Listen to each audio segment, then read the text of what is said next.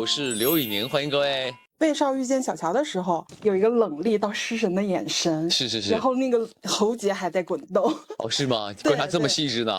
你是大夫吗？对，你是如何设计这段戏的？那个其实不用演的，因为你确实你不做预判的做那件事儿，一拉开以后一看，确实蛮好看的哦，就是会有这种感觉，哎，确实长得不错，就是你会有哦，挺好看的，就是你内心的潜台词，哦，这么好看，就是这种，就你自然而然就有了。大家总说演戏是真听、真看、真感受嘛，你真的是感受到看到她的美貌的，你那个本能的东西就会出来嘛，对。所以直播中一直在夸左儿好看，还真的挺好看，真的好看，网友说明显看到你的眼睛变大。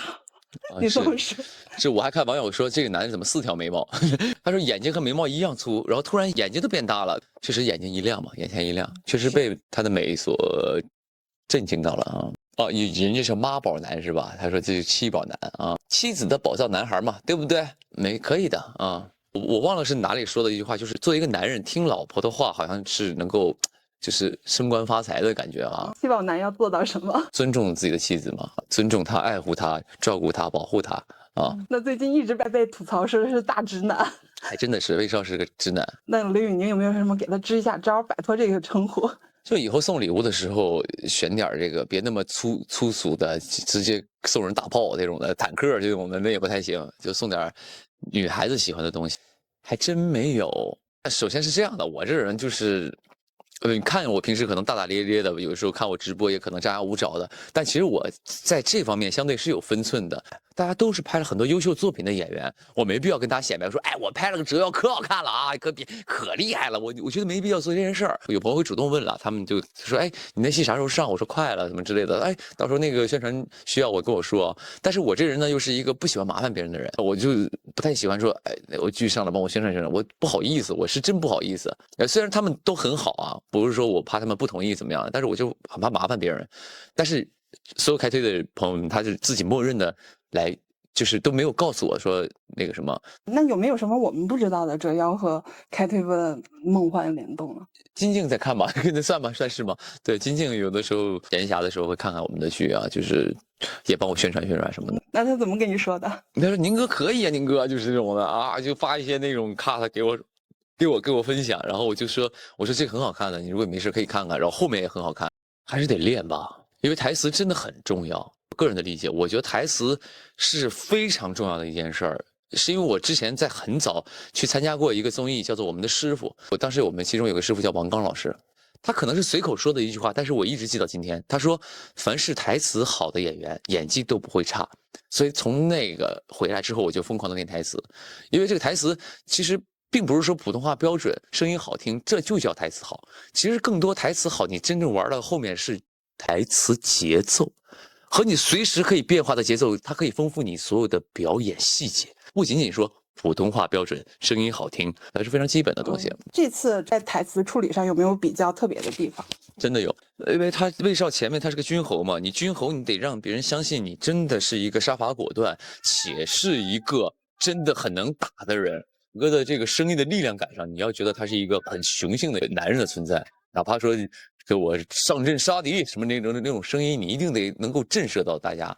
所以在跟属下说的时候，我也故意压低了声音，让这个声音的共鸣点更厚一些，就更加稳重、更靠谱。因为我手底下带着4个将呢，这4个人得信服我，我不能上来跟一个小女孩一样这样跟他们说话，他们也不信服我呀，对吧？在后面的一个跟小乔的对话当中，开始的时候凶，在后面设计跟他日常的时候就把声音稍微的放松一些，偏向刘宇宁日常一些。那宁哥有没有记忆最深刻的台词，还原一下的？我堂堂威侯，岂会为美色所折腰？好，我们再升级一下，模仿一下小乔。左儿他的台词是相对来说比较的这个柔柔似水的那种，他会加很多气声，他是那种的威侯宽厚，妾心向往之，他是这种的啊，就是很那种细水潺潺，能够滴入你心里的那种声音啊。真是懒洋洋啊，就懒洋洋是他比较急的时候他会这样啊急的时候南京啊，他就这样的一些左儿听到会打你的程度啊。刚才那个好像不像，他特别像那种强夫啊，哆啦 A 梦，我们去玩好不好？就是这种的，对。那不是让戴米陪你去看剧了吗？戴米有表现出不一样的情绪吗？他没有，他纯纯就是工具人，人家 Demi 就是根本也可能也看不懂，被我拉着来拍了张照，好像他能够看懂一样。哎，也是可怜的 Demi 啊。今年亮点就是这个演唱会真的是准备了很久。前2天我们刚开演唱会的会，无论从海报啊，从那个舞台定制啊，包括从音乐上的修改啊，我觉得都是做的我满意。我就想说，因为我时隔4年了再开这个演唱会，那这一下一定除了一路陪伴我的歌迷来观看以外，就希望有更多是因为看了我的剧，就是认识我刘宇宁也能看我演唱会的人，所以把这个做得更好一点，就可能能够让演唱会这件事儿，比如说这一次巡完了之后，可以很快的下一次巡。你把口碑做出去了，就是你后面就不会愁了嘛。之前有说有机会的话会挑战唱跳吗？有准备起来舞蹈吗？对，前2天他们又在说要不要跳一个，我说要不不跳吧。我看很多歌手演唱会也都没跳，我也不擅长这个，跳完反正是减分的。然后他们的意思就是你好歹也得跳一点，所以我最近也在纠结这件事儿呢，希望能有一段所谓的跳吧，咱就算哪怕跳不了，咱给你拧一段啊，就上次那个拧这个也是可以的，是吧？让你嗨起来就行。可不敢这么说，我会去看一些网络上看过原书的人对这个角色的评价。如果你饰演的角色他有个原著小说在那儿，然后呢，你就要去看所有读者对这个角色的评价。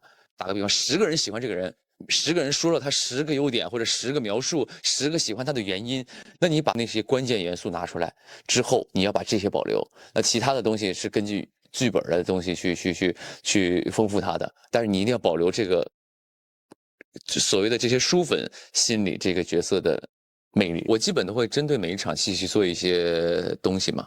我觉得当时那个景选的非常好，如果在房间里哭，我觉得那个场景就小了。因为拍了1天大殿的戏嘛，最后他选的那个景是大殿嘛，我想说，哦，好棒啊！我不要坐在龙椅上，我说我要坐台阶上。我坐在台阶上，就是你很孤身一人，你会发现你真的很孤独，然后能够陪伴你的只有你已故的这些祖父啊、父亲还有哥哥嘛。而且你在那么空旷的大殿当中，你又不能哭出声。打个比方，你当为一个军猴，你在那个屋里嗷嗷叫，那也就是很垮。就是你又难过又悲伤又无助，没人陪伴你，又没人理解你，然后呢，你又背负了很多东西。所以那场戏其实就挺真诚的吧，就越想越委屈，但是那个委屈又得憋着。我这大概记不得当时是怎么演的那场戏了，但是我在看的时候，我就觉得，那个情感一定是真的。其实开始也没有说一定要杀他季琦，杀他季琦是因为我觉得他是一个背叛嘛，他就是投靠了那个梁家国刘演了嘛。其实那个时候也是有一些，怎么说呢，也不能生气吧，气急败坏是有的。原因是什么呢？你想想，他跟你定亲了，他算你半个媳妇了，算未婚妻了吧？你未婚妻跟别人跑了，然后去投奔别的男人了，就是那种有点羞愧、有点愤怒那个感觉。所以当时说抓住乔女杀他季琦，但你真正你到了那个时候，你会发现这么柔弱的一个女孩，然后她并没有背叛你，她做的东西都是为了百姓，而且她帮了你，她去在城中放火，然后戳穿了刘演的这个计谋，你反而你觉得你误会她了，就是你会觉得有些亏欠她。你从那个亏欠当中，就是再加后面的一系列的一点慢慢相处，感受他的真诚、他的温暖和他的美貌。当然，对，就是他一点点打动了你啊。